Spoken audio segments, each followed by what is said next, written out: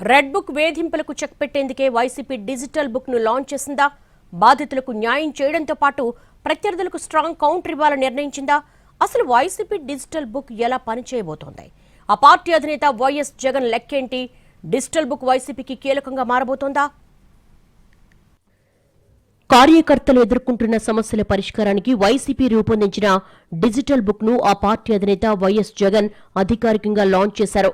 కార్యకర్తలు ఎలాంటి ఆపదలో ఉన్నా వారి సమాచారం తక్షణమే నాయకత్వానికి చేరేలా ప్లాన్ చేశారు. క్యూఆర్ కోడ్ ను స్కాన్ చేస్తే సత్వరమే పార్టీ కేంద్ర కార్యాలయానికి సమాచారం అందేలా యాప్ ఆధారిత డిజిటల్ బుక్ ను రూపొందించింది వైసీపీ. అధికార పార్టీ నుంచి ఇబ్బందులు ఎదుర్కొంటున్న కార్యకర్తలకు ఇది సత్వర సాయం అందించే మాధ్యమంగా నిలవనుందని ఆ పార్టీ అధినేత జగన్ చెప్పారు. కార్యకర్తలకు భద్రత కల్పించడంలో ఈ డిజిటల్ బుక్ కీలక పాత్ర పోషించనుందని ఆయన భరోసా ఇచ్చారు.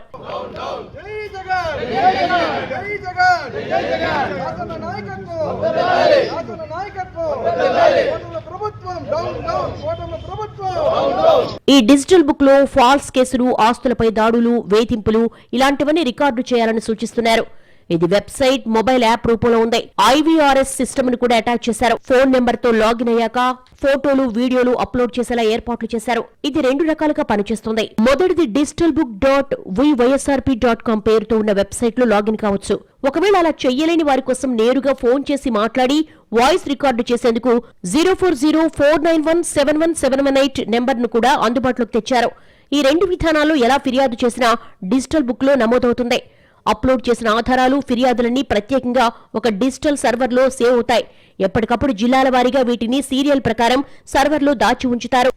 ప్రతి డేటా కూడా ఆ డిజిటల్ డైరీలో నమోదై ఉంటుంది.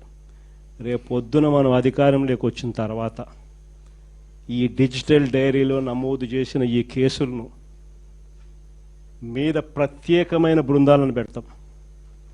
అన్యాయం చేసిన వాళ్లను రిటైర్ అయిపోయి ఉన్నా కూడా, రాష్ట్రంలో వాళ్ళు లేకపోయినా కూడా, సప్త సముద్రాల అవతలున్న అందరినీ పిలిపిస్తాం. ఇప్పటి వరకు వైసీపీ కార్యకర్తలు, నాయకుల హత్యల దగ్గర నుంచి హత్యాయత్నాలకు గురైన బాధితులు సుమారు 766 మంది ఉన్నారని ఆ పార్టీ లెక్కగట్టింది. 2466 మందిపై అక్రమ కేసులు పెట్టారని అంచనా వేసింది. దాదాపు 525 మంది నాయకులు, కార్యకర్తలు అక్రమ కేసుల్లో జైలుకు వెళ్లారు. ఇక అక్రమ కేసులు ఎదుర్కొన్న సోషల్ మీడియా యాక్టివిస్టులే 1122 మంది ఉన్నారు. కేసులు నమోదై జైలుకు వెళ్లిన సోషల్ మీడియా కార్యకర్తల సంఖ్య 83 మంది. దాడులకు గురైన జర్నలిస్టులు 15 మంది. అక్రమ కేసులతో ఇబ్బందులు పడుతున్న జర్నలిస్టులు 63 మంది ఉన్నారు. ఇంకా ప్రజా సంఘాల నాయకులు, మహిళలు, చిన్నారులపై దాడులు, ఇతర అఘాయిత్యాల బాధితులున్నారు. అలాంటి వారిని గుర్తించి వారికి కూడా న్యాయం చేసే దిశగా జగన్ ప్రయత్నాలు చేస్తున్నారు. అందులో భాగమే ఈ డిజిటల్ బుక్. చట్టం ముందర నిలబెట్టించి శిక్ష పడేలా, అన్యాయానికి ఈరోజు గురైన వ్యక్తికి సంతోషం కలిగించేలా ప్రతి అడుగు దీని ద్వారా పడుతుంది. ఖచ్చితంగా వీళ్ళేదో రెడ్ బుక్ అంటా ఉన్నారు.